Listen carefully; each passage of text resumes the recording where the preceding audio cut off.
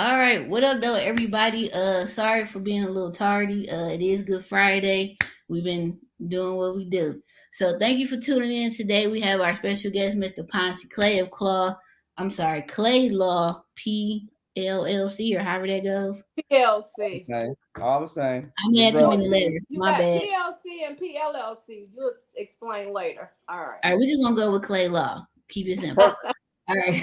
So he's here again. We're gonna start doing. Hopefully, he can come on annually for this topic because I know the laws change yearly, if not monthly. Also, we have Emma with Detroit Title and Escrow. Marcus couldn't be here today, What up, unfortunately. though?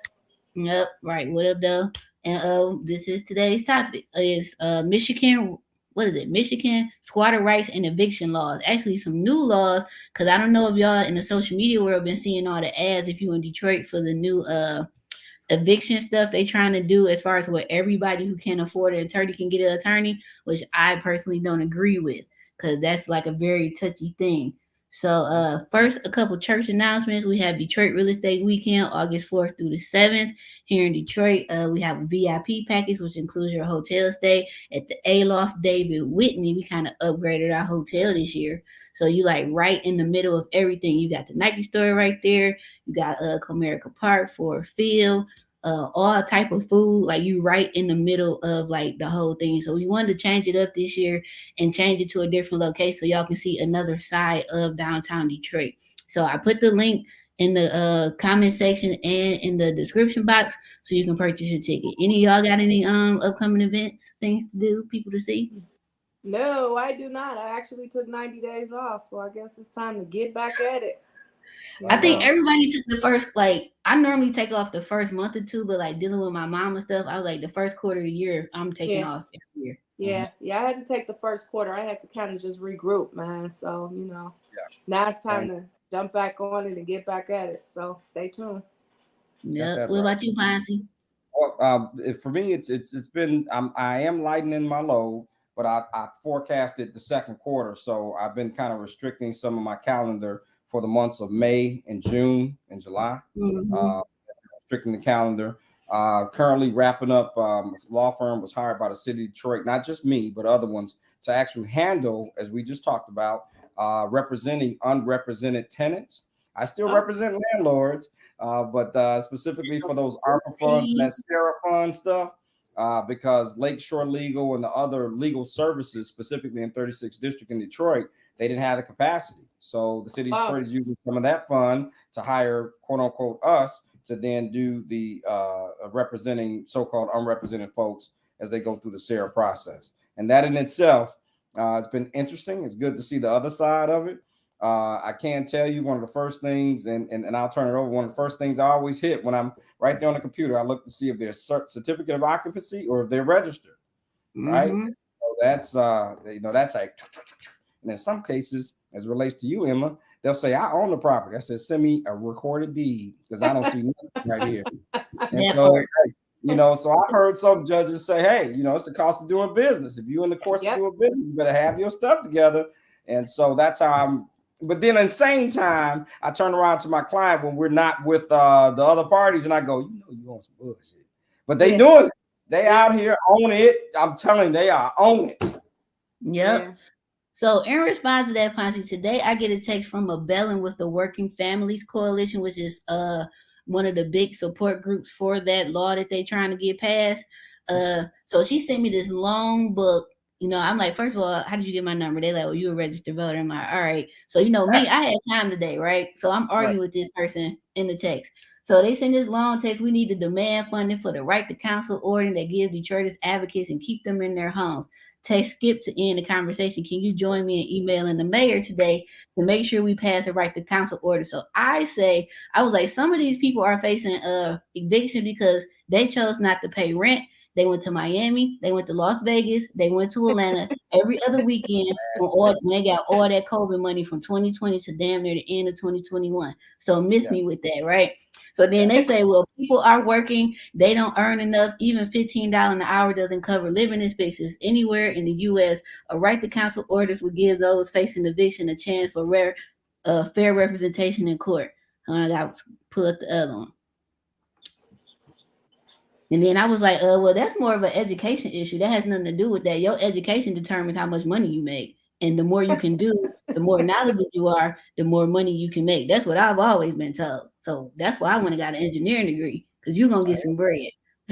So then I was like, well, $15 an hour, if I got a husband or a roommate or whatever, we both bring it in our $30 an hour, you really can live pretty swell in Detroit. You Like if can. you make 50 grand a year in Detroit, you can ball out. Like Detroit is really not that, it's not that Right. expensive. In comparison to other places, you can get more bang for your buck even still here in Yep. Detroit. You know, So some people get geeked up and say, "Oh, I make 100,000." I said, "Where are you? San Francisco." I said, "That ain't you shit." poor. You No, poor. woo, DC. No, ma'am, I'm not If doing it. you make 100 100,000. grand I'm in okay. Detroit, if you make Yep. 100 grand in Detroit, you is living like the king of all kings. I swear. You in Rosedale Park. You might be in Indian Village. You might not be on the Jefferson part of Indian Village, but you between probably Agnes or something and Mac, but you still in Indian Village. I mean, I'm just saying, you got a Cadillac in the driveway, you know what I'm saying, and a nice Lincoln. Like your kids are Eventually, probably to listen, somebody and you charter eventually school, or what's well, the if other one, private you get your school. bungalow, right? If you eventually get your bungalow and buy the side lots on either side, you straight. Really? There you go. Wow. But you living good. So I was like, this is the issue. If you don't pay rent, even if you got a lawyer and you're wrong, that was a waste of money. And you're not stopping it from getting evicted. And I was like, don't touch Right. my goddamn phone no more. Like, just don't text So, me no more. so what is this new law so that for those of us that, like I said, I took 90 days off, so I'm lost. Well, I'll let her speak to it. I don't know. There's actually a push for it, essentially. It's a push. It hasn't passed yet. So from what I was told, Mary, or when I see Mary Sheffield, I forgot what district she in. She went to I guess this coalition group, one of those activist groups or whatever, Okay. to push this law to council for them to pass it. But from what it looked like, if they pass this law, that will bankrupt the city. Because if every single person getting evicted has a right to counsel, they don't even deserve a right to counsel. They already got counsel now that they give tenants and stuff like that for free, right? That the tax people pay or whatever. And so now you're gonna give everybody a right to counsel. And then on the flip side, you got attorneys who might become a part of that who gonna really charge the city because they like, I don't even deal with these type of clients. So now I gotta create this whole new division. That's gonna cost all this. I think it's supposed to be like $6 million or something like that they advocating per year to go to this fund. I think it's stupid. The only people that I think should be represented are the tenants that are truly being messed with. Like you got a slumlord and you really want to pay your rent into the escrow so they can fix the houses up and make it compliance. Those people, yes, help them out all day. But on the flip side, it's like if you a landlord, you do need to get your stuff together because this ain't the same Detroit no more. You do need to get, like Ponce said, you You need to see, get your city your cert. Even if you inspections. don't get a city cert, at least pull permits on the house. And then if you Right. pull the permits and show that it passed, you can go on and get your city cert, or they'll use that as sufficiency for the city cert. So that's what I understand that they trying to present, at least according to all the Instagram ads I done seen and push for this. And I'm like, this is some BS. And I'm like, So why they're y'all not pushing for talking to anyone, landlords? whether you're if you're behind in your rent and you're subject to eviction, free legal. Anybody that's getting an eviction has a right to free counsel, which they already get, but they trying to say anybody. If you face an eviction and you can't afford your rent, you should have free counsel. Stupid. I And thought that was what legal aid was for. That part. But to your point, and because of we'll go back to March 10th 2020. This whole thing becomes it's an economic cycle if you want to look at it that, right? The landlords have an obligation to be made whole. We all know this, right? I mean, it is theirs. And then also if it's so-called, if the tenant has an obligation to pay rent, right? And then there's possession there. If the tenant's not paying rent, most of these landlords, whether they own it outright or not, however you want to put it, I'm not even counting the landlord's pocket, then that economic cycle starts to collapse, right? And so even then, to your point, it's a mindset because Sarah, under the current conditions, provides up to 15 months, I believe, of back rent, right? And I think maybe 3 months ahead. It gives you like 90 good days a tenant to kind of figure things out or start at zero or continue with the lease. However, to your point, though, I mean, sometimes it's the landlord and the tenant, I suspect, are both in cahoots. I've been seeing recertifications. right? They get that thing for Hold on, 18,000. what's a recertification for those that don't know?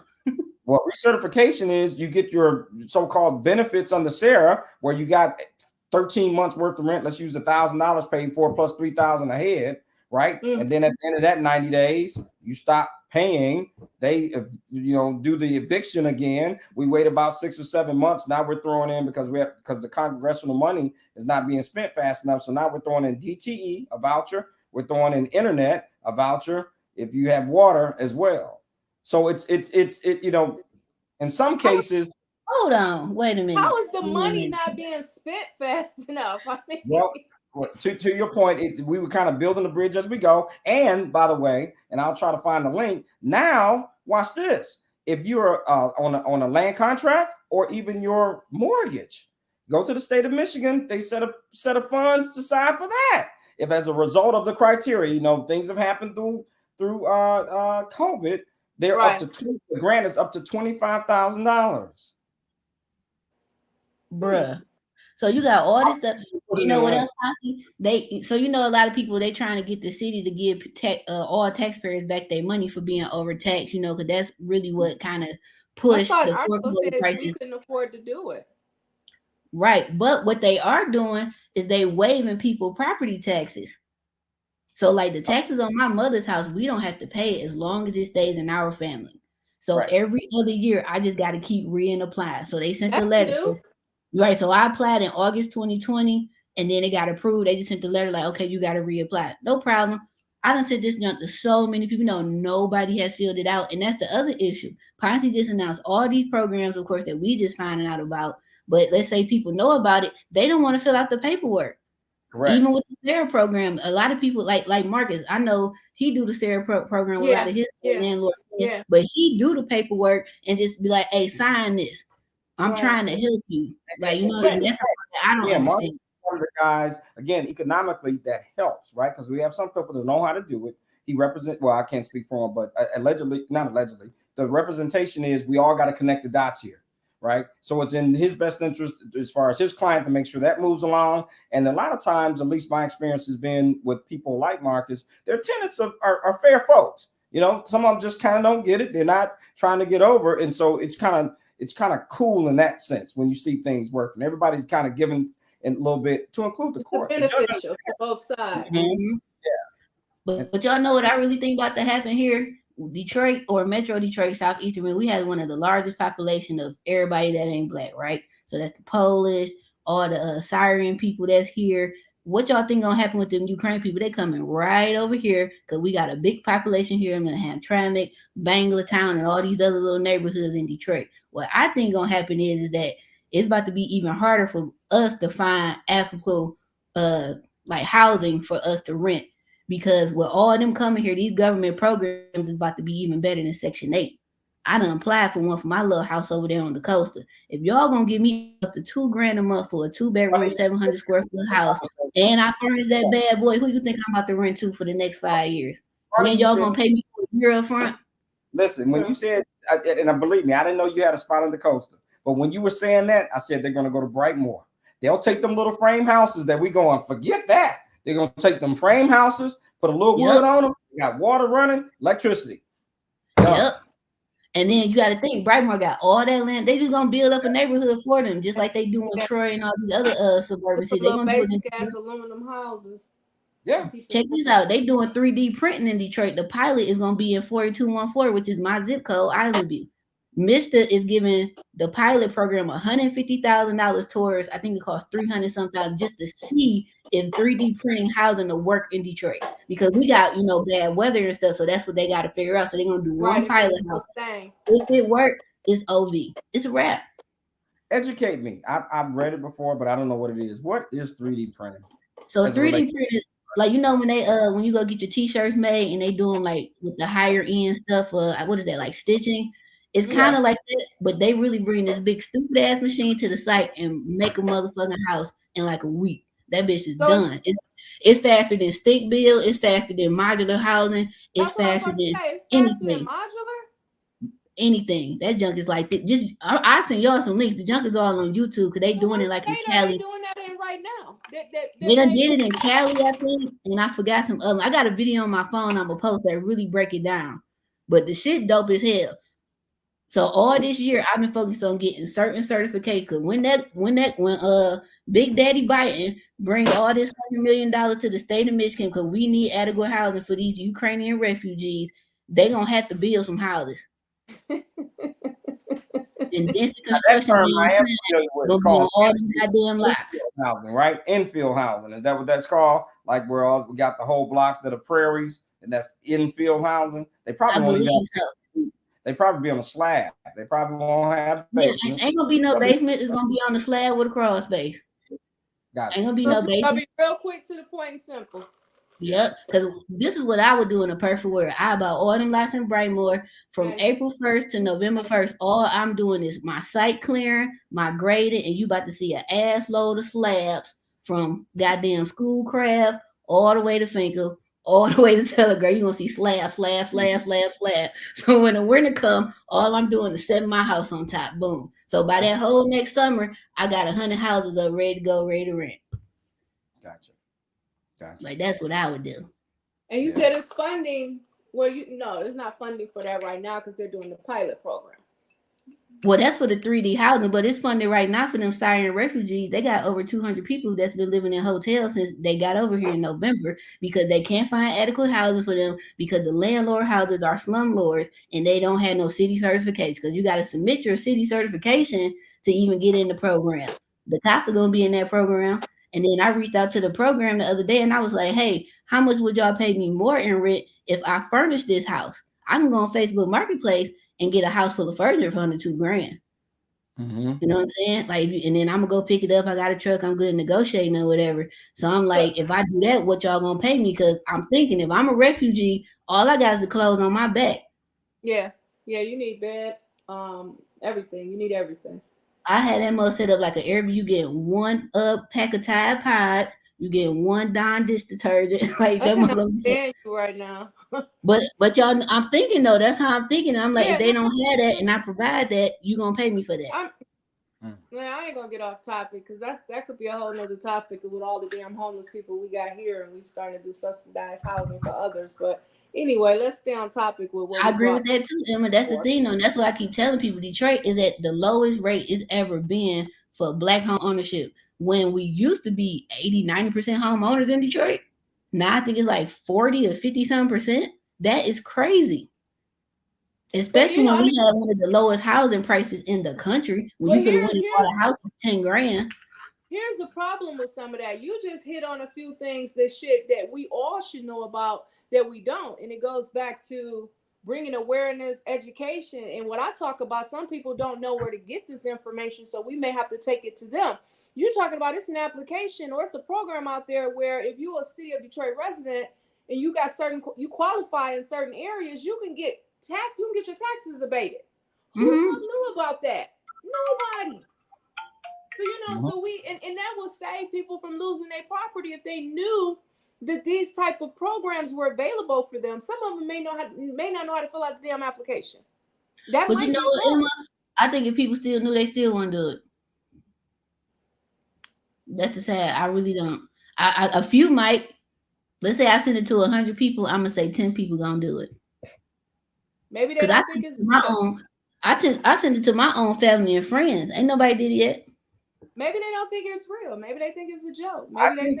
But that's why I did it first to make sure. I'm like, oh, this for real. Yeah, of course. You're not gonna send some shit out until you know that it's real. I mean, there's nothing we're not gonna do until we know that it's factual. That's why my house gonna be the test house for this Syrian refugee on the coast. We're gonna test it out. I'm gonna work out all the kinks, make sure I know what's going on. That's messed up because we still got plenty of homeless people, this United States citizens that this residents of Detroit that don't have homes. Yep. But again, we got our guests. No worries. No, we're with it. I mean, you're right too, Emma. That part right too. So it's like it's a catch-22, but I'm also a businesswoman, and no, John, I feel you. I'm not knocking you. I know. I'm just, So I'll tell you what we find now. Like I said, I represent both landlords and tenants.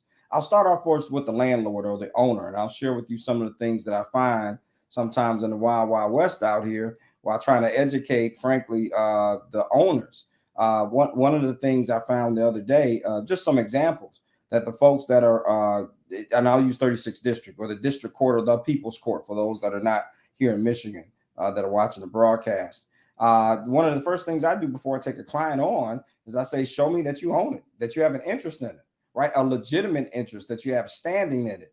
Not that, watch this, not that you're on land contract, not that, you're in the way of trying to get it, not that it was grandma's house, but grandma ain't here no more, and you kind of find themselves kind of looking like that. And I say, hey, because and then the second part, do you have a lease, written or not, even if it's just a handwritten thing month to month, right? And then last but not least, again, I hit them up. I says, although it won't be a problem per se in the volume that we're doing right now in 36th District, but I'm telling you, the judge is going to say, hey, do we have a lease, certificate of occupancy, at least registered, rental registration and moving forward. And then from that point, what's been happening during the COVID by Supreme Court orders is each hearing, the very first hearing. So now I'm talking about the timeline. So we've gotten over that hurdle for you property owners, right? Legitimately, or through your agent, which is a property manager. The first hearing is now adjourned. The first hearing, so say for instance, if it's May 1st, it's going to be adjourned for 30 days. You literally, you show up, they go, we're going to adjourn it for 30 days, June 1st. So now we got June 1st. And during that June 1st, because we still have to do our part to legitimately try to regain possession of the property, right? Because Michigan is a tenant-friendly state.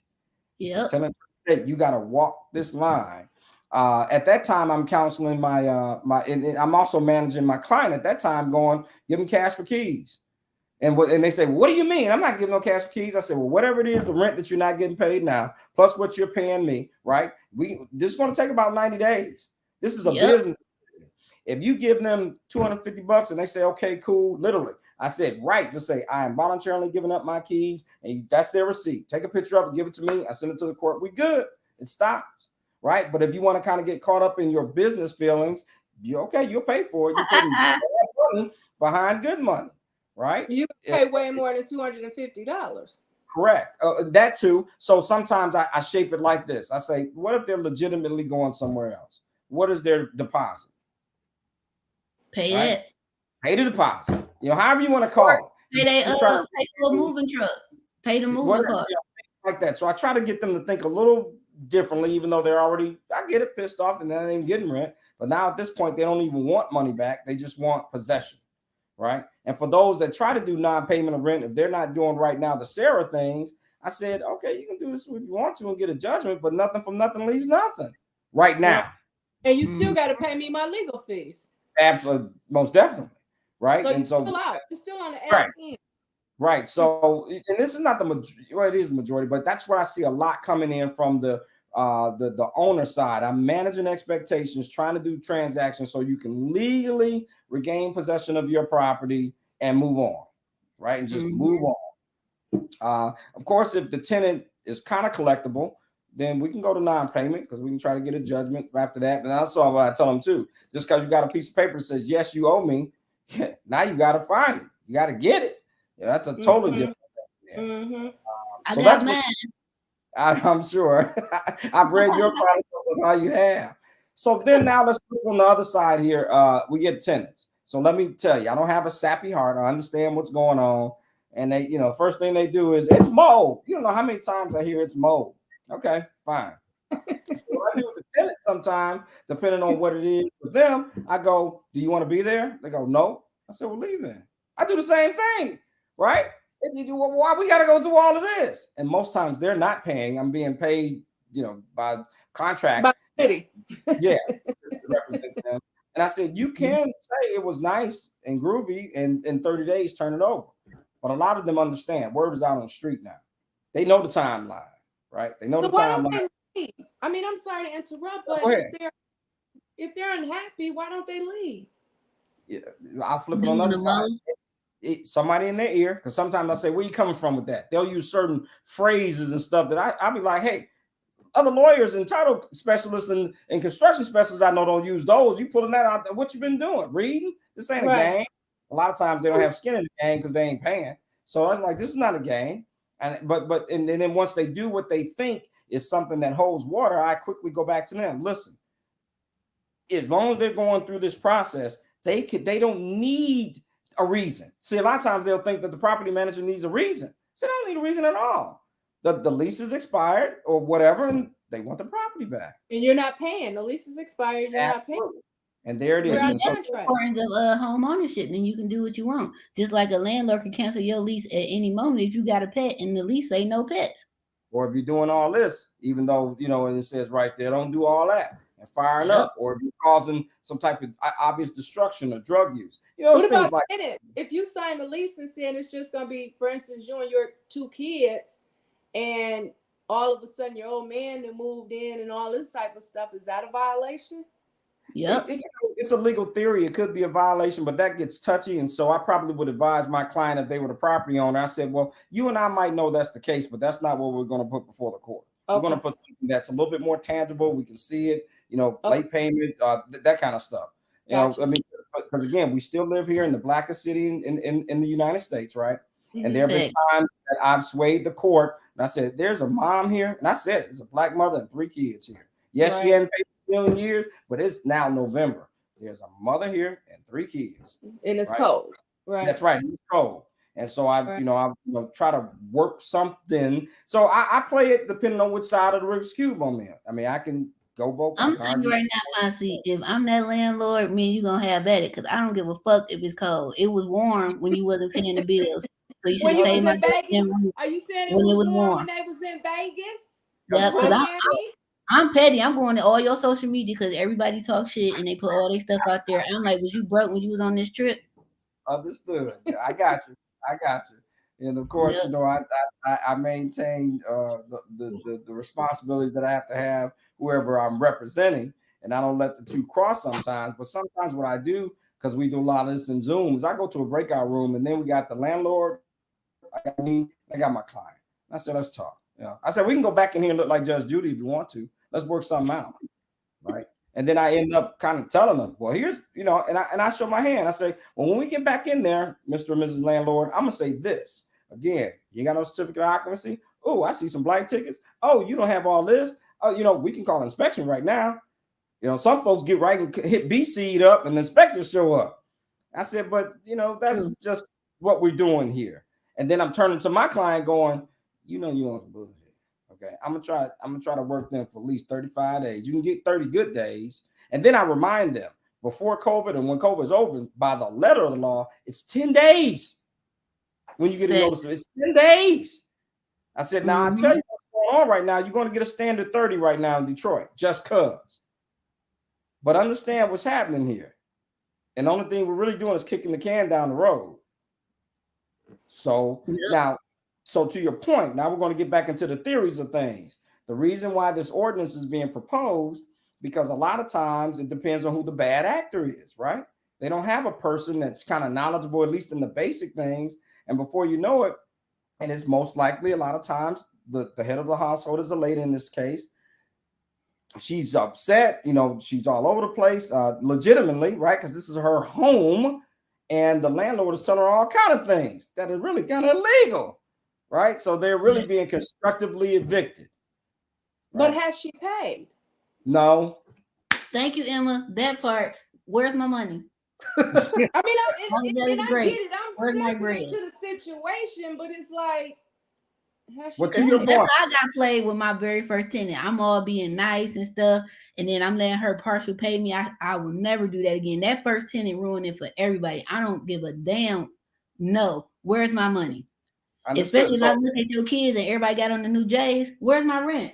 Excuse me. To your point. So when I'm on the other side of that coin and I'm representing a landlord like you or a tenant, obviously you know I'm catching heat from you, and I'm saying, okay, this is how we need to do this. Again, how do we get them out of there, right? You know, what's their number? If not paper, what's the move? What can we get here?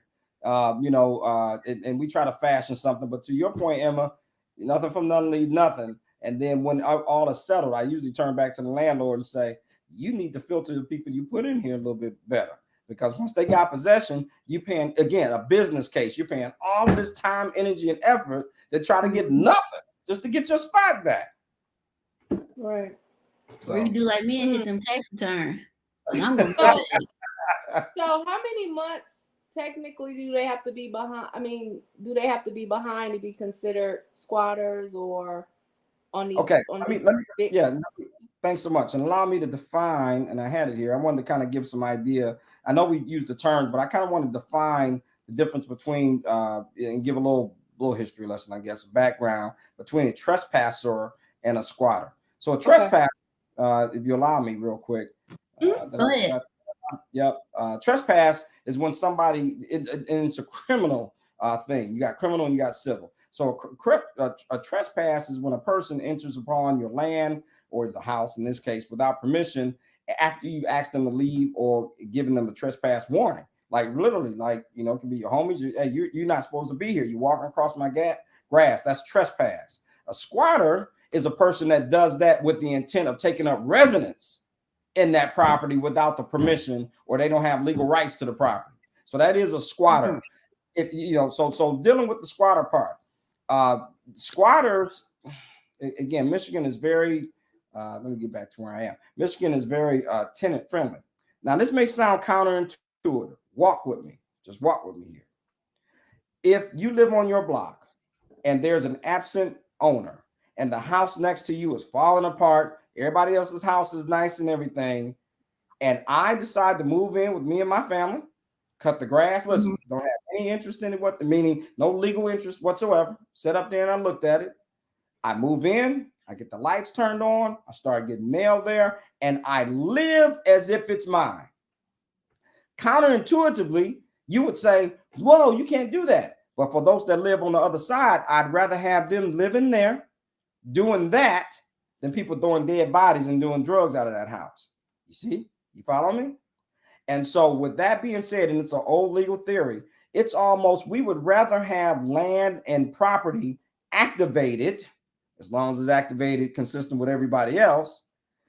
And that person in Michigan, if they did that continuously, there's some theories there, so I won't go through all of that. But if they meet certain requirements, they actually can, by adverse possession, I hand it to you there, Miss Detroit Title, they can actually gain title to that property, because we want to encourage, in theory, a present landlord, one that's going to take care of a property, board it up, do whatever it's going to do, and activate land and property all the time.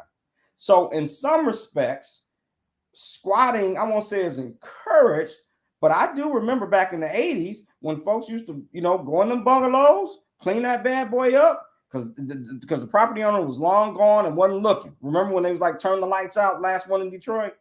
And if they did that for continuously for 15 years, they can make a claim for the court and have full ownership. Now, what we're talking about is when folks do that and they're bad actors, right? And then in that case, most times I would advise my client to do a good old-fashioned eviction. They're not going to answer anyway, right? You get the court officer prior to COVID, do the serve, tack it, whatever. You get a court date, they don't show up. You get the thing. Now you get them, the real people, right? The bailiffs that'll show up, set them out, and you tighten up your property. Now, I'm glad you mentioned that. Can I say something about that part, Ponce? Mm-hmm. So, this is to you landlord and new investors in Detroit or current.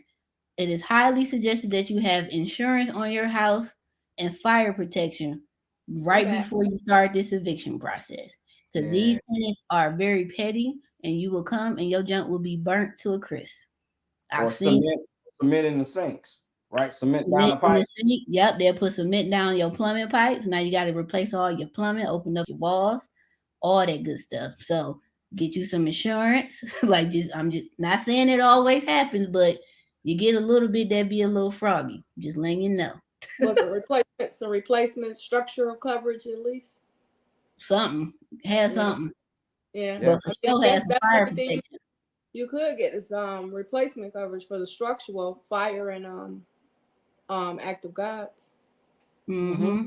Yeah. And so we tied it back in. So there's so as you said, trespassers are folks that, they show up at our house, our land, or whatever it is. You're not supposed to be here. This is my land. Leave. And you still don't leave. Leave.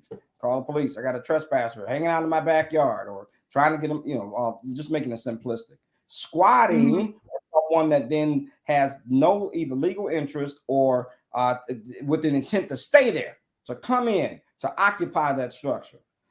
You still go through my recommendation in Detroit. You still go through the eviction process. It's the cost of doing business. But then on the flip side of that, if we were all living on our nice block, I mean, we love our stuff. If somebody showed up and was acting decent and legitimate, we'd rather have that, right, than that house. You know what happens? You know, people start doing stuff to it, throwing things in there, finding bodies in it. So it may seem counterintuitive, but in most cases, the common law, if you want to call it, is that we want land and property to be activated and used consistently in the way it should be used, vice just staying around, and lagging. A sore eye. Yeah. That's right. That's right. Yeah.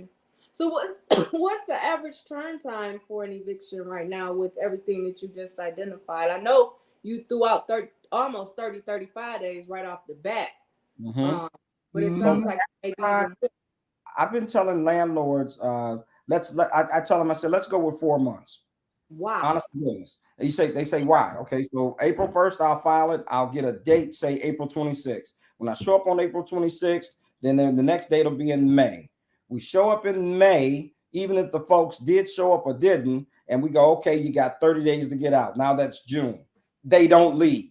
Now I got to come back with a writ, and then we got to get permission to then have the bailiff to then put you out. If the bailiff's busy, now we're at the 4th of July and August. Boom. Yep. Serious? Yes. So I can still sit for rent free for another almost 120 6 months. You got that right. Watch this. I'll play the game. Again, but and again, and I mean it sincerely, bless the I'll say it, the insight, so to speak, of a Black woman and her children. Knowing this, they'll get in right before Labor Day. Yep. Right? And they there through the winter. That's right. Around Thanksgiving, you ain't getting no more rent. Okay. Christmas, everything slows down. January, I got my taxes. You still trying to get me out. By April or Easter, you may have me out then. Now it's warm and I'm moving on to the next place. So even if I'm a landlord that has my BCs are current, I got my inspections, I got everything that I'm supposed to have, my rental compliances, everything, I'm still under this potentially 4 to 6 month umbrella of someone not paying.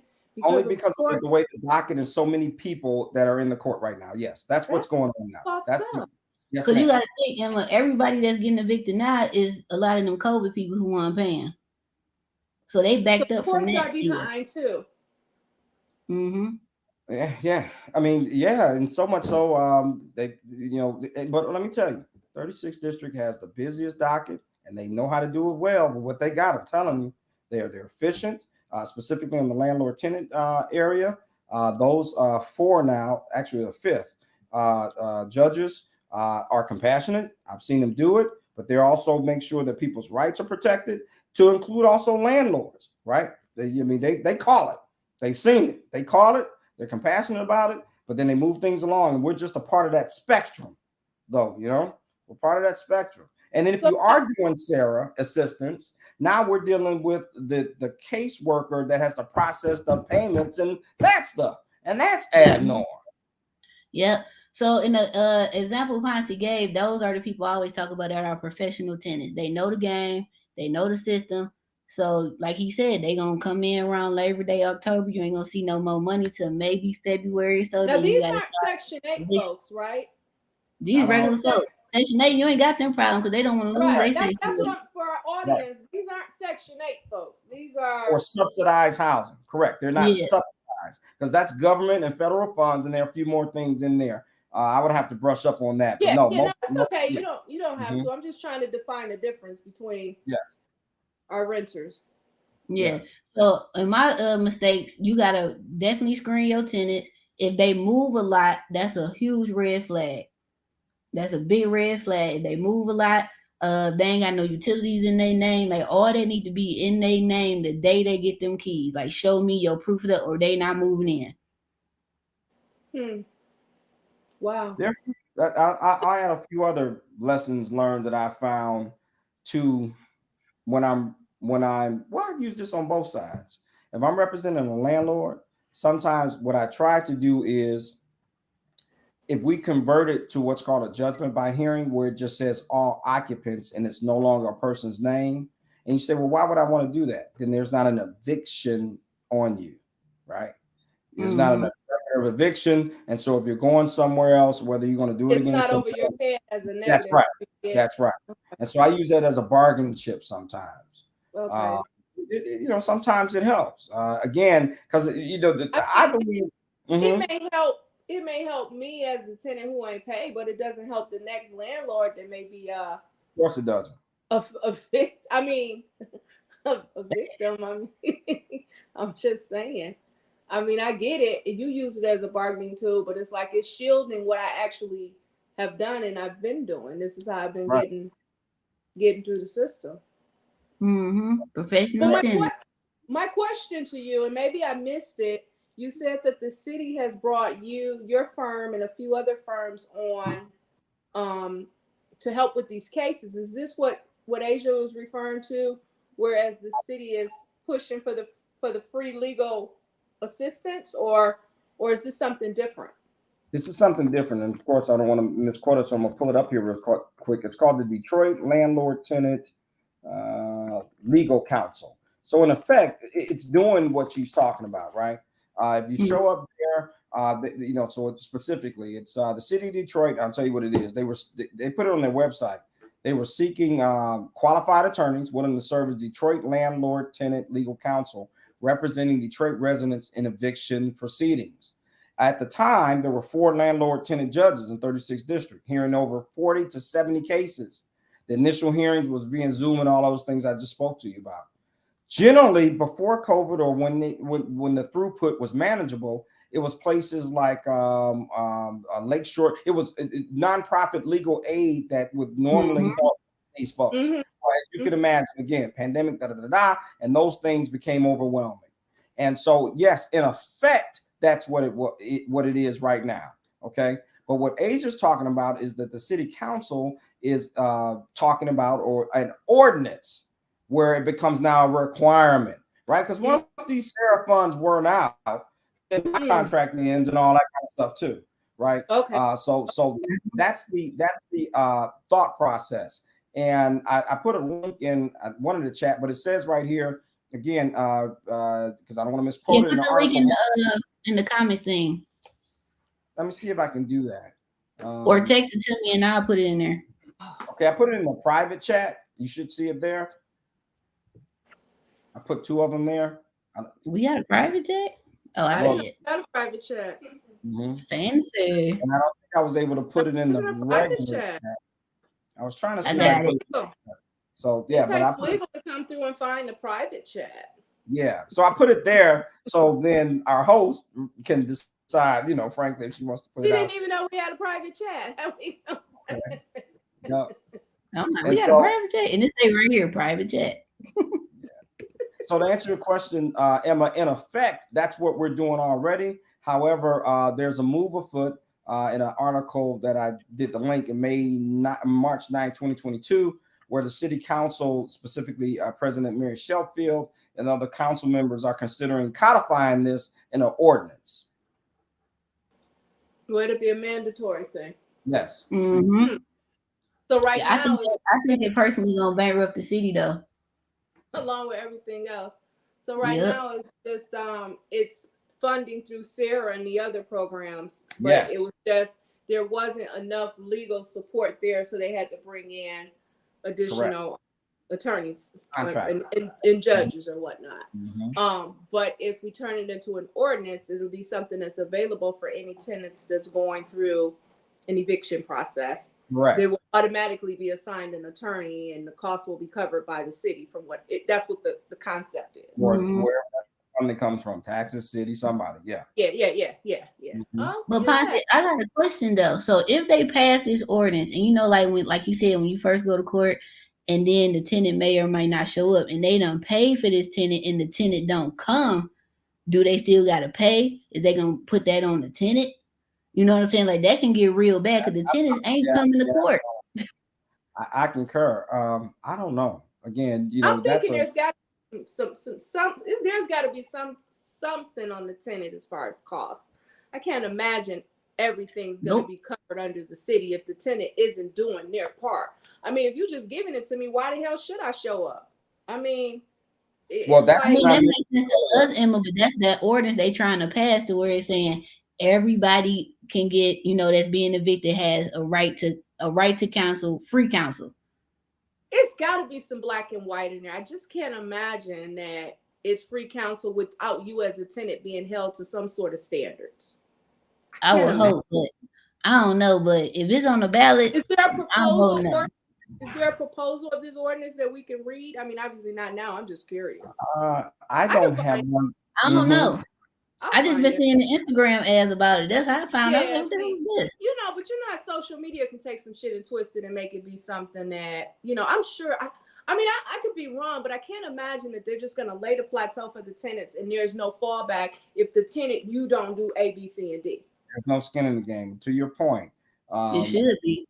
Right. What? To your point, I try to not sometimes, I do it intentionally, kind of try to encourage or artificially put skin in the game, whether I'm representing the tenant or the landlord, right? How do we get this through? Vice just using me as a puppet, frankly, in the system here to just keep kicking the can and playing everybody. And so that's that cash for keys, or if you don't leave by this time, or hey, I need you to get this taken care. So it depends.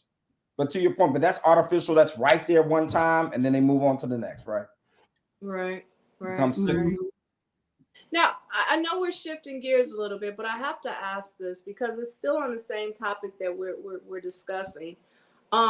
Setting aside tenants that are tenants, actual tenants with leases and stuff, how does this fall in with when you have folks that have a signed land contract with an owner, but they don't have a recorded memorandum?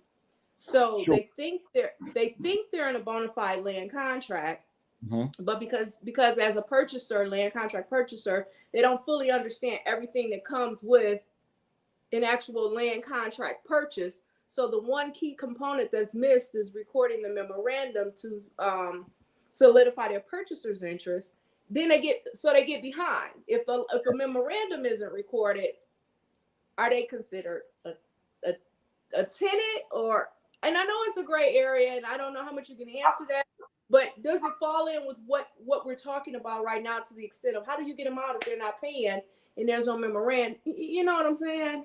I do. One of the things, and I've watched other senior attorneys, more experienced attorneys do this, and I've been taking notes. It depends on what our approach. We can start off on what's called just what's in the letter of what's the contract, right? This is a basic contract. We agreed to do this. You agreed to do this. You did not do this. Therefore, we're here to ask the court to enforce this contract. It may be possession of the house. It may be foreclosure, right? Foreclosure at that little juncture, foreclosure, which means this contract is no longer valid. And now it's been vested back in us. And now we want to move to the secondary part of repossession of the house, or we got a new contract. You can rent from us. And you know how that cycle goes. So now I kept all the money. I got everything back now. And you're in love. That's right. And we start over. Still, yeah. That's one of the ways I've seen that happen. This what you talking about, Asia, with the application? Yeah, I had it bookmarked on my website on my laptop. So that's the application right there, y'all. Is there an age requirement or anything, or? To my knowledge, you have to hold on, let me pull it up. So they have in-person application events throughout the year that assist you with filling this out. The last one was Thursday, March the 31st. It'd be at Wayne Metro Community College, Lakeshore location. That's W3C on Woodward, I think. So it's called the Detroit Tax Relief Fund. Is a new assistance program that completely eliminate delinquent property taxes owed to the Wayne County Treasurer's Office for Detroit homeowners who have received the homeowner's property exemption in the Pay As You Stay program. Call 313-244-0274 or visit the website to apply for this financial assistance today. So that's for delinquent taxes. That's not the current city assessed taxes. But see, I wasn't doing, I had paid my mom taxes, and then they sent me my check back once they got my money back once it got approved. So it say on here, if you cannot pay your taxes for financial reasons, you may be able to reduce or eliminate. But even if it's not because of that, hell, it won't hurt to apply. So this is the same thing. It sounds like that the city, that the treasurer, Wayne County, talks about on their Wednesday, every Wednesday, their Zooms. I think they have their Zooms twice a month. And the relief program, they talk about there that we don't have enough audience that attends those. But that sounds like, because you said delinquent, and I have to read it. That doesn't sound like so you still get assessed city taxes, but it sounds like if you get behind, they will relieve you of the delinquent taxes if you aren't able to pay. So Well, you still assessed. so I'm still reading. So they have different levels. They have 100% exemption if your income is this number or below. Then they have a partial 50%, and then they have 25%. But on the same side, Detroit taxes is really not that expensive unless you in them historic districts. So even if they waive 25% of $1,000, that's still some type of help. Yeah, it is. And and I think where part of that problem will lie, and this is what I was talking about with a couple of other cats, Reggie Pyramid and Ken, Yeah. a lot of folks, at least our older residents, they don't have access to the internet. They don't have access to this information. So they struggling trying to take their SSI and other stuff to pay these damn property taxes, where they may qualify for stuff like that based on their income. But it's like, how do we get that information to them? Right. Well, I guess that's on more of the younger generation, that grandkids or nieces, nephews, or yeah, good luck with that shit. Those are squatters. My bad, y'all. That's unfortunately true. Unfortunately, my family, like all my elders, I done told them again about this, and now they like ready to listen. I'm like, look, this is what it is. I'll fill it out for you. Just sign this. I'll mail it, everything. That's just it. Paperwork is overwhelming. People are intimidated by having to fill out more than 1 or 2 pages and having to find bank statements and pay stubs and go on the internet. It's an intimidation. All that information. I don't agree with that, Emma, because when it's time to file their taxes, they find all the required paperwork they need for that. When it's time to go put their baby daddy on child support, they find and pay stuff. That's the younger generation, not the older generation. Now the senior citizens, I'm with you on that. If you 65 and up, 60, I give you that. Not even 65, some the 50s. I mean, that younger generation got time to look up for baby daddy and baby daddy 1 and 2 and had. I don't know, because the people in their 50s, they done had a daddy on child support too. So I don't know. I don't know about that one. Look, Ponce, like, I'm gonna let y'all have that one. Yeah, that's exactly what I'm doing. I'm like, okay. All right, so Miss MJ brought up a good point. She said old people watch the news. It's the local media not announcing it. Get flyers out to the churches. Now I'm with that. Now these churches do need to do a better job at that, and they should probably have some type of fair at the church. So maybe we can reach out to some churches. That's what we should be doing. Something like that. Yeah, that's what I'm saying. The community centers, the churches, the senior citizen centers, and I know things have kind of been stagnant because of COVID. So we take that in consideration, but that's where our elderly get that information, and that they rely on the newsletters put on the board in the kitchen or wherever they go to get the meals. Meals. Yeah, I mean, you get your meal, you get a piece of paper on top to tell you about different tax information. But the flip side to that is people having trustworthy people that will help you, because you got people like us that's really coming in genuine to help, but you got other folks that's got an alternative motive. They looking for something else. Let me get your information for other purposes. But if we do this for if we do this for the seniors, then we're going to have to physically mail that for them and get them their tracking numbers, because they probably not going to do, especially them older ones that's like, they're not about to do all that. And then you're right about the trustworthy thing, because they are bringing in personal documents that, got all their stuff, they social and all that. So, yeah, that's true, too. So then that's they might trustworthy thing, too. Yeah, that's true. Yeah. And then they might be iffy even putting it out there.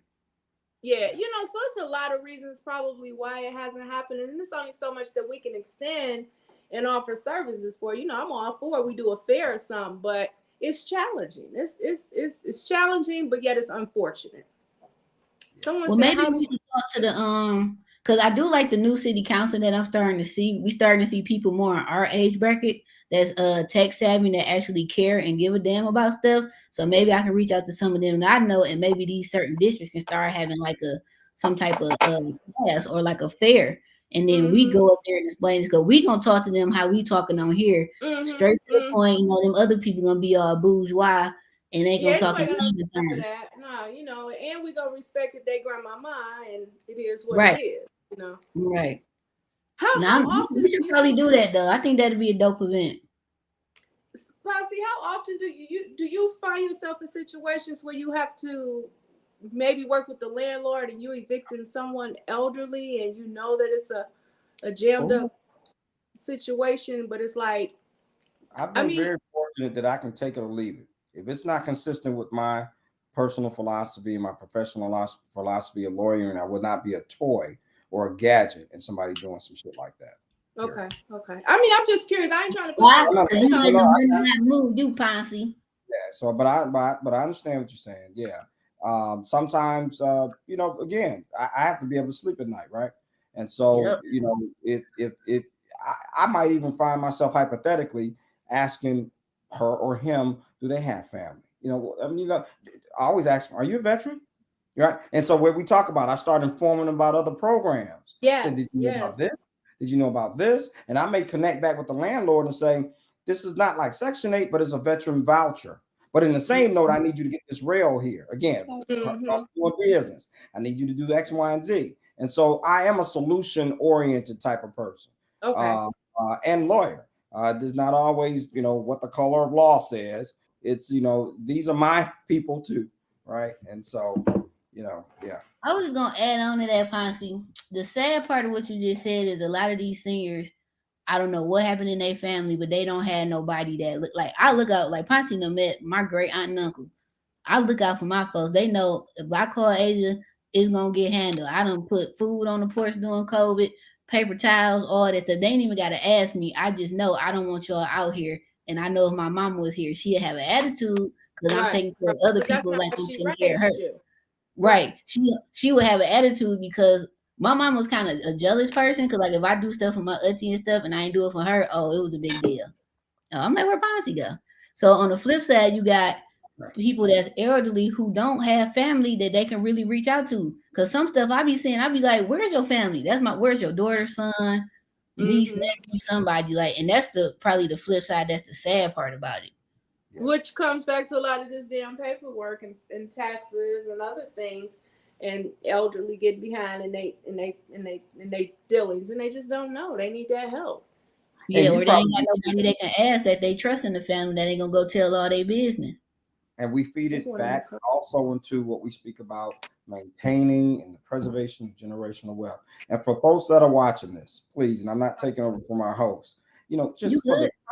the time that we've taken right here to talk about it, even if you use a basic piece of paper, or please, after you do that, contact a lawyer that fits for you so it can be structured. Contact Emma before you go, this is my grandma's stuff. Let's see. I'm trying to tell you.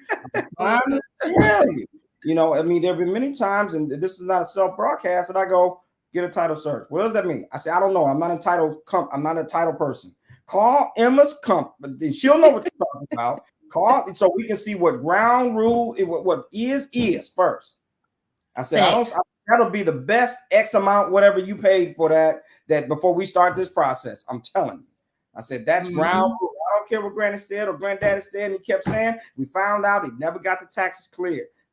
He got a federal lien against this bad boy. Now we're up to, undischarged mortgage. So I know this house. I love you. I got it. You're less than a block from the river, right? But doggone it, look at this. We're upside down and you ain't got nothing in it. Yep. And we took care of this. We could have took care of this in an hour. It ain't deep. I think this funny gonna happen to you, Ponce, because you like reflecting. No, it's funny that he say that because it's the flip side with me though. It's the flip side with me. I get the call and it's like before I even do the title search, if you saying you got all this going on and you think you need probate and you think the cousin's fighting over the house and daddy think who he left, you need a probate attorney. You need to speak with someone that can assist you in these matters. And I cannot. I'm not the title company. or you Yep. had the title search done and you know what the results are. Now you're ready to perform, but you're not computer savvy. You're not an attorney. You don't know the legal terms. You don't have a financial wherewithal to be going back and forth. Hire the proper person that handles those affairs. Let me get you this number right. I'm gonna text it to you right now. Got it on my phone. Yep. It's the same. It's the flip side. It's the same way. It's in the front seat. I only seen that go. Okay. Yep. That's true though, but I just think overall we got to do better, man. Like it's so many resources out here. I understand It if you is. don't know, but if you do know, like do something with everyone. That's like, oh man, that's cool. Another thing, we as Black Detroiters have to get out and vote, like with the local stuff, because the turnouts that we've been having is sad. I don't even think it'd be 20 or 25% of Detroit voters be out here voting. A lot of stuff get passed because we ain't voting, and that's the real stuff. Or it ain't getting passed because we didn't vote. Because So either way, right? Either way we go, we fucked over. And then we complain. Right. Or y'all in these districts meeting with y'all different councilmen, and all y'all doing is complain. I'm at the point, or I'm the type of person like I hear your complaints. What are we going to do about it? What right. are the Do you have a suggestion? Do you have a proposed resolution? What are you thinking? Right. Any ideas? You complaining? Do you have any idea? What do you want to do? You complaining? I think a lot of people just like to see. I think a lot of people just like hearing themselves complain. Of course. I mean, but that's with anything. Facts. I'll be like, y'all got to do better. Go ahead. No, I was gonna. He wouldn't know. I was gonna ask him, do people be popping up like the tenants? Do they be popping up with deeds and stuff?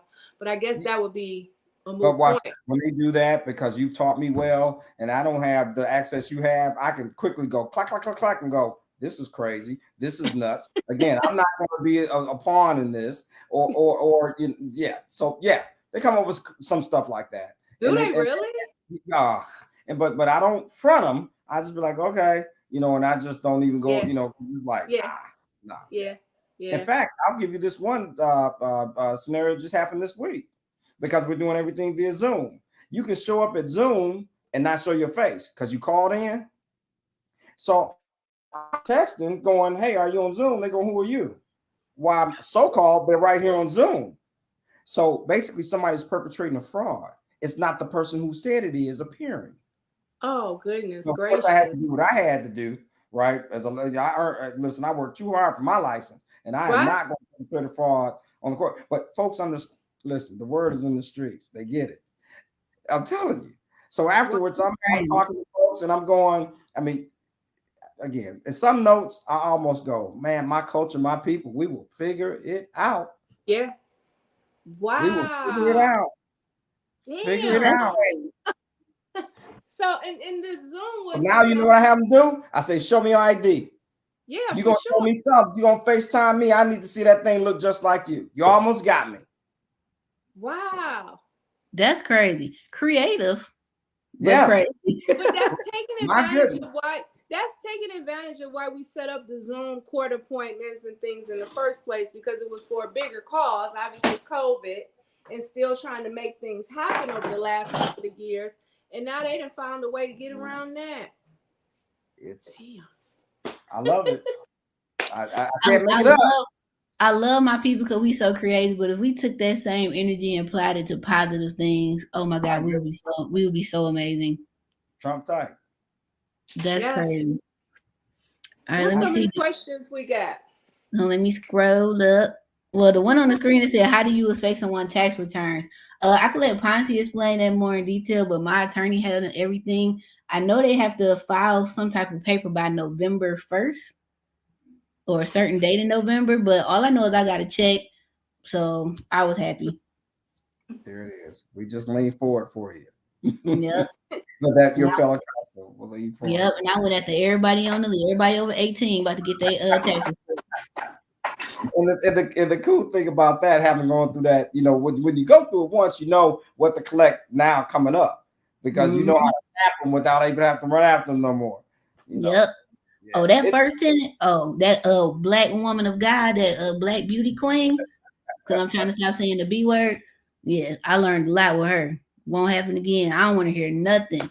My rent is late because as soon as I hear because, there's nothing to talk about. Where's my money? Yep. Yes. So what are some of the screening? So for landlords that are in the audience, and I know we don't have Marcus on here as property management, so I look to you guys because I'm, like I told you in all the shows we've done, I'm gonna stay in my lane. But what are some of the screenings that you look for when you're saying, okay, I'm gonna consider renting, my property? I I'm stay sure in you look. too and get me a property manager because Well, I can see, kind of speak on it. do business with women and kids. If I had a property, the only thing she had to say to me, and I see that little baby, she'd have had me for free. And knowing that, but knowing that, but listen, what I can do and go with no emotion. If it's a building, if it's raccoons, if it's a commercial building, let's get them, guns blazing, right? But if it's a human in there, they'll have me for free. And so I'd rather hire an experienced property manager or someone like Asia that knows how to get down. Frankly, another woman, talking to the other woman, and I'm out of it. I'm passive, and I'll just collect what I can and pay you a good fee. They would have me for free. Now, I will say that, Ponce, being a woman in this field, you have to put your emotions to the side. And most of your tenants are women with children, so they play on that because you a woman. And then a lot of them, they don't want to go. They rather deal with a private landlord because they can kind of play them than one of these big management firms because you can't really play them. You late, you getting your 7-day eviction, you out of there. That's it. A private landlord, they try to be more remote. Well, this, well, this, well, that. I don't want to hear. The few times I did have tenants, I do everything in writing, just like I do my contracting company. Either it's going to be an email or a text. And as soon as we get off the phone, you're getting one or the other or both. And it's going to start with, to conclude what was discussed when we spoke on this, that, and day time. These are the bullet points that we hit. If you disagree, please respond to this message. If you don't disagree, I don't get no response. Bitch, you agree. Flat out. I thought we weren't using bitch. I thought we was using another. My bad. Black Nubian Queen. My bad. But something you can look for as a landlord, definitely make sure all the utilities are in their name, not their baby's name. Whoever name is on that lease, the utilities need to be in one of their name. If it's a married couple, the husband and the wife, one of them somebody. Do not take partial payments ever. Take full or they ain't getting no payment. Take full and no payment. Security deposit, I think, can't be no more than 1.5 times rent, Ponce. So what was that thing where people was like, I want first month, last month, it was and illegal. A security deposit. They still do it, but it's illegal as hell. That's what I thought. Mm-hmm. You technically can't do no more 1.5. But you know what? What little bit I do know, when I saw a property manager or landlord do it one time, I said, "Why'd you turn that person away?" And they came in here with a stack of cash. He says, all the things that Asia just talked about. They get possession, they get in this house. That stack of cash don't do nothing for me. They pay me 3 months, and it's gonna take me 3 months to get them out. Yep. They come in like, I got it. And that so tax return, baby. Yeah. But what you can do to get around people like that, take that money, get them a 3-month lease. And it's at a higher rate. Okay. It could be the same rate. You give me all this cash 3 months up front, you just signed a 90-day lease. Yeah. So what happens? And then that'll probably change how they respond to you too. What'd you say, Emma? What happens in 90 days if they're not out? Then I'm starting to you just a little sooner than a whole 12 months. Okay. But I do think if you start off like that, when they come with that cash, they're gonna second guess. They're like, whoa, wait a minute, you ain't got no year lease? No, we do 3, 6, 9, and that's it. So what's the average is 12 to 24, right? Or that's 12. Typical. How's that? Typical. Mm-hmm. You can do a 24-month lease.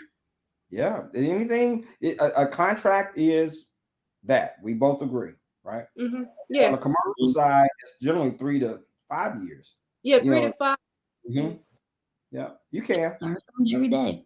Trying to see what some other tips. I don't know if I would ever do rent for credit cards because people like to do chargebacks. No, I wouldn't. Credit cards can be disputed. That ACH shit can be disputed. So even like with what we do, people be, they got the new stuff where they like, well, you want to do Zelle and I want to do this and that, and they fail to realize all that shit can be disputed. If it's not a wire or a cashier's check can even be disputed. It just takes longer. So really guaranteed funds with real estate transaction is a wire. Because once But the with money is rent though, do you do that? Can you do that too? Because no, rent you can take checks. Yeah. Yeah, it's different with rent, unfortunately. So you do take that risk, but you better off taking cashier's check or having direct deposits than you are taking because even with money orders, you need to question money orders because depending on where those money orders come from, sometimes they're not always backed, by the banks. So you got to be careful with all of that stuff. Any of that stuff, whether it's with real estate transactions or with renting, you really need to be careful with it. I know everybody do all that Zelle and stuff now, and I can't speak to it. I don't know about property managers because I don't know what their guidelines are. But a lot of that stuff can be challenged with the banks. That's true. Now, I'm gonna say this to you, new landlords. Verifying pay stubs in Detroit don't mean nothing because anybody can go at the FedEx or whatever and get a stack of Do pay they stubs. still do that? They still do it, and they can make some pay stubs. Now you're gonna have to call them jobs, and don't call their references because their references is all their friends, so they don't even matter. You got to actually call that job. And then make sure when you call a job, they just say, and I'm teasing, messing with girls. Hey, you my supervisor right now. Here go the number. Then you're gonna be the supervisor. And they sitting right next to him. Ain't supervisor from nothing and a call center. So they can give you any cell phone number. Whatever. No, you gotta Google that company and call them, or go up there like, hey, I'm just doing a tenant verification for Blase Speed. I want to make sure that they are employed here. What is Landlord Nation saying? The typical checks in the Landlord Nation database. I have no idea. Is that Landlord Nation? Is that where we can do a verification, or is that where you collect money? Right, maybe that's their website. Check this out. I'll be looking at all these Instagram ads. I seen a ad for a company called Turbo Tenant, and with Turbo Tenant, it's like the free version of Propertyware. Like I've been testing it out, and it's pretty freaking dope. You can upload your leases. The tenant can pay you on there. It's pretty awesome. You can keep track of all your properties and stuff. And I was like, I'm gonna play with it a little bit before I really like put it out there. But so it's free, so hey, I ain't got nothing to lose. So so is it easy? I know insurance for Detroit was a bit of a challenge for a minute here on investment properties. Has that changed that you guys know of? Because as you stated, with these tenants and y'all getting some kind of disagreement, you don't got no insurance on your shit. You may come back to a vacant lot. Is insurance still a challenge? I don't think it's a challenge. If the house is occupied, it's not a challenge as long as you did the proper repairs and stuff like that. Because the tenant like, oh, I tripped and broke my toe and blah blah blah. So you gotta make sure you do all your exterior returns stuff. I'm telling you what I know, Emma, because I done did these repairs for those landlords. Well, as we do business with one another, I need to now get educated, and of course, I'll compensate you for your time. I got a commercial building that I'm starting again, putting some love on. I'm taking one step at a time. And it occurred to me now it's time for me to get insurance. I don't know what kind yet, but I'll talk to you about time. Yeah, I can refer to some people. Go ahead. Yeah, as I said, nobody's in it, nothing's in it, and we're first starting off. What I learned is make sure the water and the rats are out, which that's done. It doesn't smell funny, and now we're just about to get some electricity in there. Is it in Detroit? Highland Park. Oh, okay. Yeah. What I've learned. That damn demo list. No, I was just gonna tell him to make sure he checked that demo list because shit, everything is popping up on the demo list right now in Detroit. Go pull a building permit, Ponce. That take you off the demo list. But if you own it, let me rephrase. If it's on the demo list, you got to get a letter of approval to even pull the permit, but it'll take you off. But if you don't even want to get on there, pull a building permit, and then when they get ready to say, "Oh, we're gonna add it to them," like, "Oh, it's a building permit out here." But does Highland Park? He said he's Highland Park. Does that apply for HP the way it would Detroit? Is it across the board? Does, as far as those ordinances, I'd imagine it probably does. I mean, I would think so.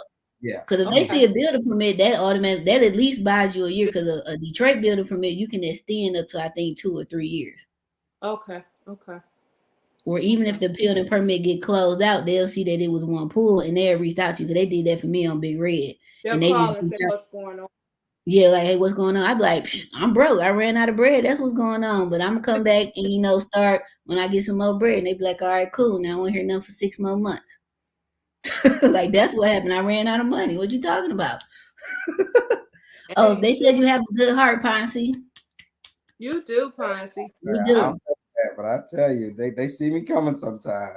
I mean, you got. I'm telling. Oh, there it is. Oh. That's what Landlord Nation is saying. Oh. Oh, I need that link because I'm about to go in there and write about a few people. But now with this website that you do about the reviews, though, you got to prove that it's true because I don't think landlords just be able to go say stuff and it's not true. Like you got to be able to show like court documents or something like that, maybe. Loosey goosey with it, you know. You want to be able to at least. It's not a place where, in my mind, if they were asking me, I said, you know, great, you know, say your piece. Try not to be in your feelings with it, but be able to back up what you're saying. You know. Facts. Mm-hmm. But I mean, said, if you get evicted, that goes against your. That's a background check. That if somebody pulls a background check, they see that against your credit and stuff, right? If yeah, that's why I argue sometimes for my clients who are tenants that we'll just do all occupants. Right, and right, mm-hmm. right. Yeah, no, and that goes back to what I was saying earlier. Now I wonder if when you're doing the lease though, like with the all occupant stuff, like I forgot my question. It literally is all occupants.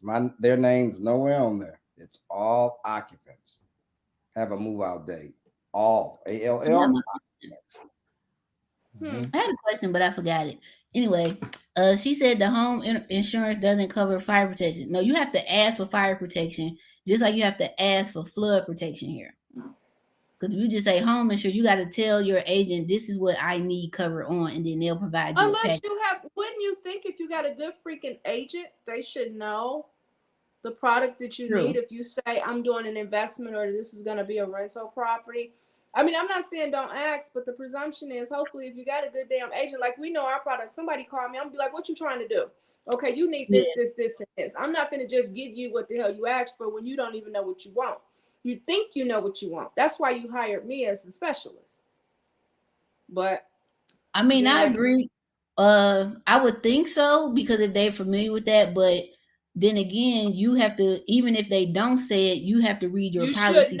Before you agree to it, before you sign to make. So if something, God forbid, happen, you ain't like, hey, why I gotta pay for this because I don't have it because you assume.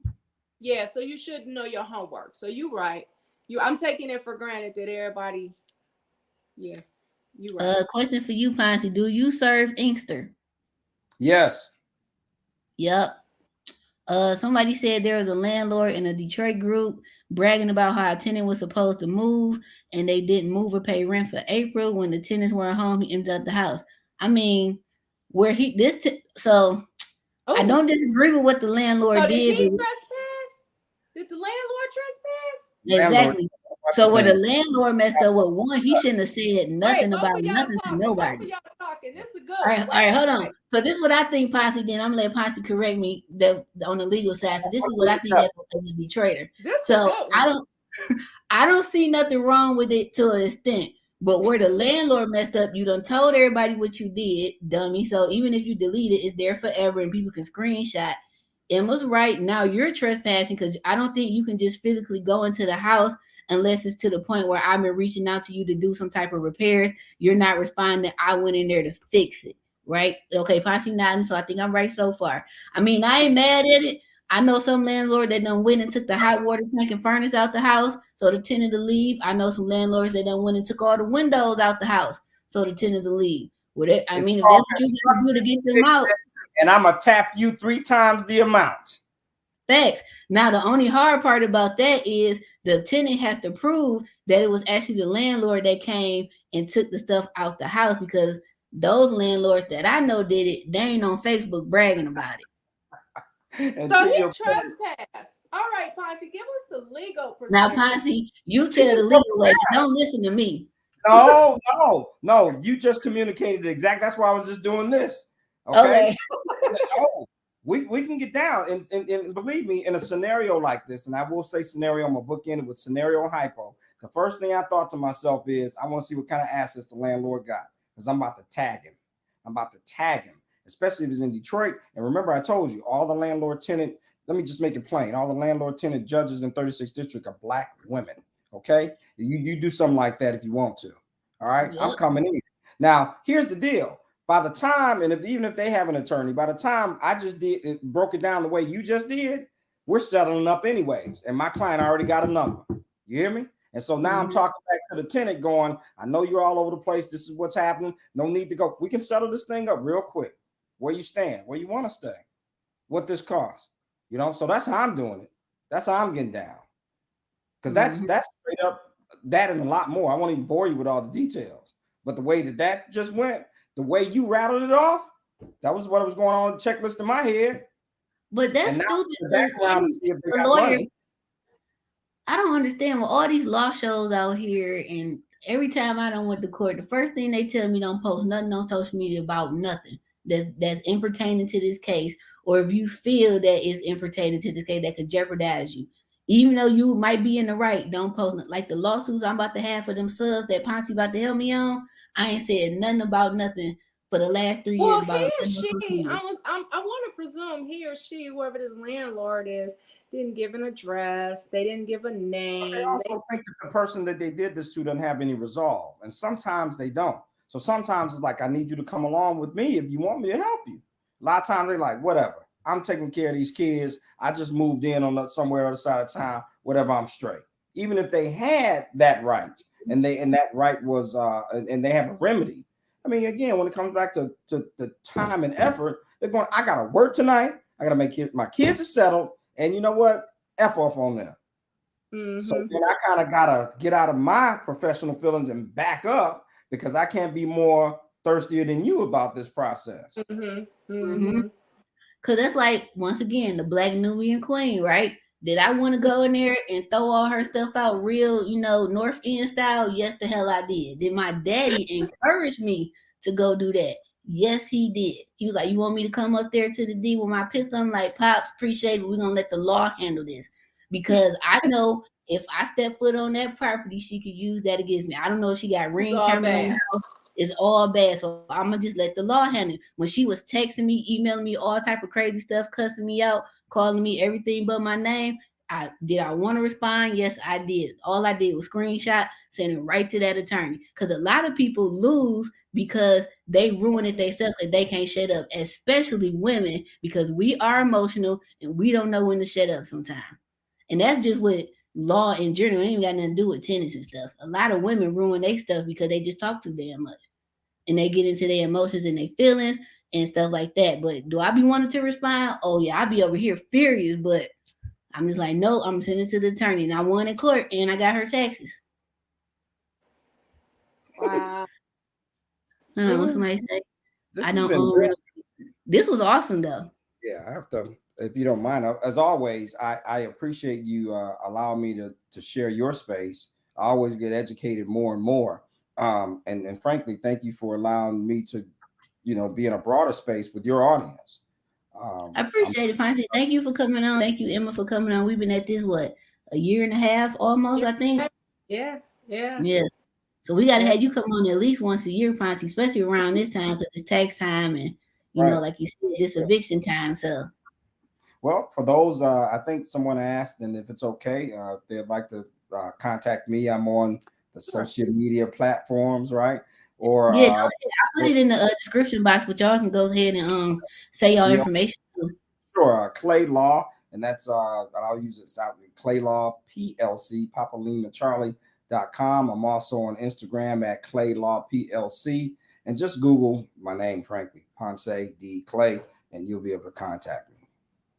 All right, Ponce. I think your Clay Law page is private. Is it? Okay, so I need to.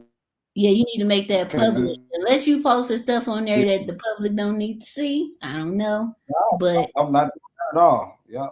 Because you had posted something, it was a flyer for some event, and I was trying to share it, and it was like, it was private, so I couldn't share it. Okay, so I'm getting more hip, though. I'm getting more hip to it. It's okay, Ponce. It took me a minute, too. So you one of them singers we was talking about. It's okay. They used to rag me about my Instagram. They used to rag me. I'm getting up there now. I was like, look at Emma posting 4 times today. Look at her. Yes. Now, I'm reaching out. I'm about to make it a public, but I hope to God nobody doesn't, because what I'm afraid of is not what I'm doing. I ain't doing nothing. But somebody cloning it or doing the fake thing and all that kind of mess. Well, you I need a mean, stronger password for one. So if it's ABC123, you need to change that. How do you know that? Okay. I just took a wild guess. you know, we can't say it won't happen, but the only way that you can build your audience and build your, build what you're doing and your brand is, I learned that you got to use social media as your platform. Changed it. Yeah. So it's not open. There it So is. I do suggest this, Ponce. So I ain't gonna go like Emma said, not happen, but to prevent it or lower it, like turn on your 2-factor notification. So anytime somebody try to log in, you automatically get a text, and then you can go in and change your password. But definitely make it a long, hard password with some symbols in there, exclamation points, Some blah blah. shit you gonna forget. Right. That you got to see it to I'm yourself. literally doing it right now. But don't make it Ponce Clay 76. Don't do that. Or Ponce Clay MH like that damn shirt. Because we gonna know. Okay. But no, this was great. This was really some good information. Yep. They said we are amazing. Well, thank y'all. Y'all are amazing for tuning in. Like we had a nice turnout on both Instagram pages, personal and business, and the YouTubes. The replay will be up on YouTube only. I don't save it on Instagram because I don't know why. I just don't. But I'm starting doing clips, so I got to go back and watch. Like we got some good clips from this one. So Yeah. and I'll send them to y'all too, so y'all can post them. But this was dope. If anybody got any questions or anything, this your time to ask. If not, y'all got any last words of encouragement for these Black Nubian kings and queens out here? No, pay y'all rent, man. That's a Pay y'all t-shirt. rent. Pay your Stop rent. playing. Look, stop playing with these forged deeds because y'all stressing me out. I'm telling you, these deeds out here. Then talking about grandma left it to you and you don't have no deed and you're trying to sell it. Y'all are stressing me out. Stop it. What we Well, gotta that's do? a topic in itself, Emma. Stop selling grandma house. Yeah, but but I try to look at things from both perspectives. Sometimes you don't know what you don't know. You got everybody in your ear and you got grandma telling you, oh baby, that's your house up on my death, and you just think that it is because you don't know. And then everybody in your ear talking about, oh, grandma said that you can have a house, you getting all the money. You think you can sell it, not realizing the professionals and understanding the title and stuff. So it's a double-edged sword. But I'm telling you, for those that do know, quit playing. Stop. Yeah. Is deed fraud higher now? Like, is it Yes. like as Yes. it went up? Yes. Just this week alone, we probably turned down 10 transactions. And it was obvious deed fraud. It wasn't something that we thought that it looked, and this was a probate deed fraud. It was a daughter trying to prevent going to probate for her dad's properties because he had just recently passed and he owned a lot of real estate. It was a obvious deed fraud. So, well, she had some more siblings, and she was trying to go around them. I don't know what she was trying to do. All I know that wasn't dad's signature. And when she was confronted about it, she couldn't deny it. Can they go to jail for that? I don't know if they can go to jail, but what they're doing is again using us as puppets in the their notary can go to jail. Trust. Oh, because they knowingly knew that it wasn't the dad. And they may not have known, and that's a whole nother topic within itself, and that's just from self-experience. When you're a notary, you have, you got all these folks signing up as notary, and we can go off on a tantrum, and I won't do that. But you got folks saying, I'm a notary signer, and I'm doing this and I'm doing that now, and I tell anyone up under me, I'm happy you got your notary license, but your notary certification, but be careful of what you're notarizing and who you're notarizing for. Because if you don't have the proper paperwork and people just coming to you, I'll throw you $30, just notarize my deed. What is that deed for? You need to ask questions. Because if it's a fraudulent deed and things shake out in the Wayne County fraud division or through any other type of courts, you getting pulled into that too as the notary. And if the courts feel like they want to make an example of someone, they're coming after everybody that was involved in that case. Trust. I'm actually in a case like that right now. It's called defense. I'm defending a quiet title where it was clearly fraudulent. Yes. I'm in a case like that now. And the notary can be as innocent as everything. They could have had ID. They could have had everything. You still get pulled into it. So I'm not saying don't be a notary, don't notarize, but just be mindful of what you're notarizing and make sure that you have the proper errors and omissions insurance and make sure you have the proper logs because the shit is crazy. The deed fraud is on the rise big time. Big time. But that sounds similar to like with me with my license. I can't just be pulling permits for everybody because when I pull a permit, I'm responsible for that whole house. Like I had a client house I looked at the other day, and she like, oh well, I know a licensed plumber. He a master plumber, and I want him to do the plumbing, and you do everything else. I was like, well, I'm not the contractor for you because if I don't have that whole house, I don't touch it no more. Exactly. When I first started, I would do it, but somebody messed it up, and I stopped doing it. I was like, nope. If I don't have the whole house, you can keep your house. And it's funny that you say that because it's the same thing with me. You know, everybody want to give all their title people a piece of the pie. So they're like, oh, I want you to close it, but the other title company going to examine it. Can you tell me if I'm good? If I didn't examine it or if my team didn't do the examination, no, I can't tell you if you're good. All of our examining, all of our review is different. I can't bless that. I didn't do that work. Mm-hmm. It's not worth the pennies for me. All money ain't good money. Yeah, I don't work too hard. I'll be licensed 10 years this August. Like I don't work too hard to get where I'm at and where I'm going. I ain't losing that for no amount of money. Like when these people be going to jail for 20 grand, I be like 20 grand. 20 grand. 20 million. My livelihood, my family. Right. 20 grand. No. Not 20 million, maybe. But 20 grand, no ma'am. But you're too smart. You can make 20 million. You know, it ain't even worth it. You know, but I just say that to answer your question, yes, deed fraud is on the rise. Yes, the Wayne County and all the other fraud divisions are checking that shit out. And yes, they will prosecute your ass. Yes, they will hem you up in court and everything else to make an example out of you. So when you go to prison, what you in here for? Deed fraud. Mm-hmm. Show me them papers. Run me them papers. No, you're not. You're a snitch. Right. And you can get for notary, you can get 5 to 7. Okay, guys. Have a good evening. Because I did not know that. I keep going, believe me. But I gotta go ahead and go. Yeah, okay. Oh wait, we got a question. Yeah, this will be the last one. With a cash purchase, can the buyer purchase title? Or buyer has to go with the seller title? I'll leave it to Emma. Traditional transactions, if it's in the purchase agreement, the seller dictates the title, but that's traditional.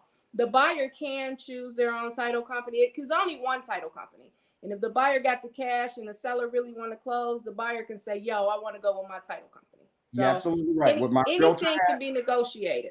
Absolutely. With my realtor hat, just so we don't have all this confusion, I say wherever you want to go. As long as we're at the same one. We got buyer side, seller side, no problem at all. Right? Yep. Because if any administrative thing or any kind of confusion, they're both in the same building. Let's get it done. I'm transactionally oriented at that time. Right? Yep. So let's ride with it. If you're in Michigan, if we're all in this, Michigan. Yeah. And I'm licensed in Michigan only, I believe. Ponce, are you licensed here and somewhere else? Oh, no, just here in Michigan. I'm just here in Michigan too. Michigan is I'm just Michigan. I've had a few requests for like Ohio and some other states. I'm like, I'm not ready. Shit, I'm still trying to figure out Detroit. But at least you're honest about it and not trying to take on too much that you don't feel comfortable doing. No. Title is too big for me to be trying to take on a whole lot. Yeah, it's a lot of money still to be made in what I do. I'm a focus with this. Now, I do want to get my law degree in a couple of years once the girls get out of school. No, serious. Come on. Believe me. It's more, I was well grown the second career. So come on. And the way, honestly, and I will go after this, the way I heard Asia run off those elements, I was like, you need to come on too. You make that long bread in that construction law. That's stuff people don't understand. That's that long bread. But if I went to law school, how long you got to be in law school for?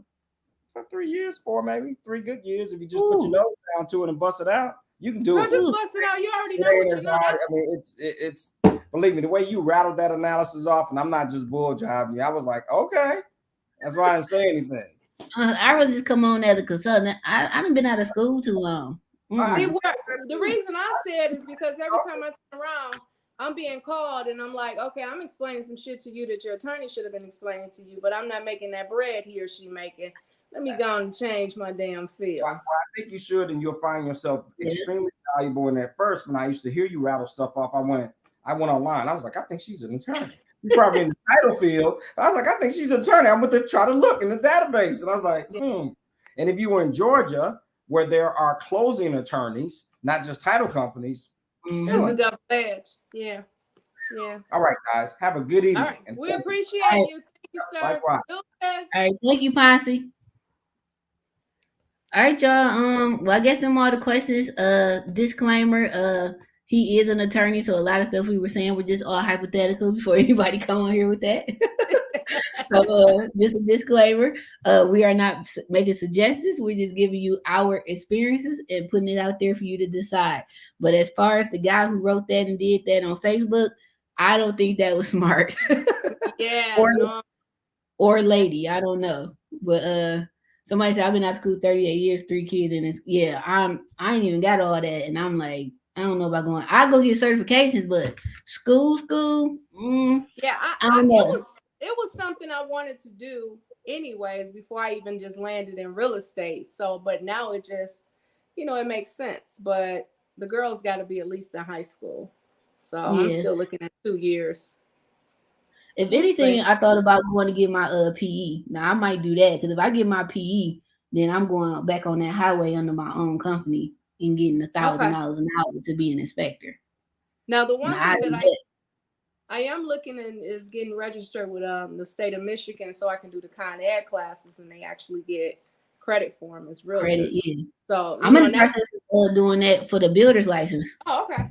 Yeah, and that's just Yeah. based on my experience. What 22, 23 years doing this shit. So if you're gonna learn from title, you may as well get some credit for it. Talk your shit, E. But yeah, we'll see. We'll see. We don't have any other questions. She said she in school now Commercial for. pilot. All right, we need pilots. That's what's up. Yes, yes. Instagram. Well, you got any closing? Since you might be you about to be an attorney, closing remarks, Oh counselor. no. I do not. I do not. The only thing I can say is I always say, if you don't know, you got to seek the resources. You got to get it. Don't just listen to John and Mary. Yeah, and I'm gonna say stop being cheap when it comes to getting the proper help, because some people feel like Emma froze on us, y'all. Yeah, I know having Emma, she froze. Man, I got to get a better connection. It's horrible. You on that dial up? In the sticks. I don't like it out here in the sticks with the connection. You on that AOL dial up, Emma? No, I am not. What are we, Verizon or American? I don't know what we are, but it sucks. AOL dial up. That mud just was spinning. I know, man. But it was good catching up with you guys, and I missed a couple of sessions, so it's good to be back. What we got up next month? Let me look. Next month is what, May? Yes, already. Right. 3rd. Gotta look at my calendar. We still need to be looking into that speed networking. Yeah, we can do that soon because the weather breaking. It's rehab season right now. Mm-hmm. Heavy rehab. So hold on, the May one. I think it's they come on and ask us anything. I think it's just an open topic that month. Okay. I think I gotta look at the flyer because I don't think I put it on the Google invite yet. Oh, okay. All right. And you told everyone about our upcoming Detroit Real Estate Weekend? I did in the beginning, but I'm gonna tell them again. There we go. Let's end it with that. So we're gonna end with that. So we have Detroit Real Estate Weekend, which is a major event. We are seeking sponsors as well. We do have a sponsorship package that you can apply for. The link is actually in my Linktree bio, and I think it's on the YouTube channel, but I'll put it in the description box. The smallest sponsorship is only $250, up to $5,000 or more if you would like to sponsor for that. We have different price packages because you get different exposure or whatever with that. I think that's the proper term to use, price range. The tickets start at $197 for Detroit Real Estate Weekend. That's just for the workshop only. On the panel, we have some people from City Council, from the planning division who have won several $50 to $100 million grants for the city. We have a representative from the Detroit Land Bank coming, and I'm trying to get some major developers in the city to come out and speak as well. But either way it go, we're going to have a good time. It's at the Detroit Whitney Aloft building, which is in the heart of downtown Detroit. We do have a VIP package for $2,500. And if you have a couple or your boo or your bestie, or as long as it's 2 people, we have a price for that for, I think it's $3,500. And it includes your hotel room, all events, and your food for, I think it's like 3 meals or something like that.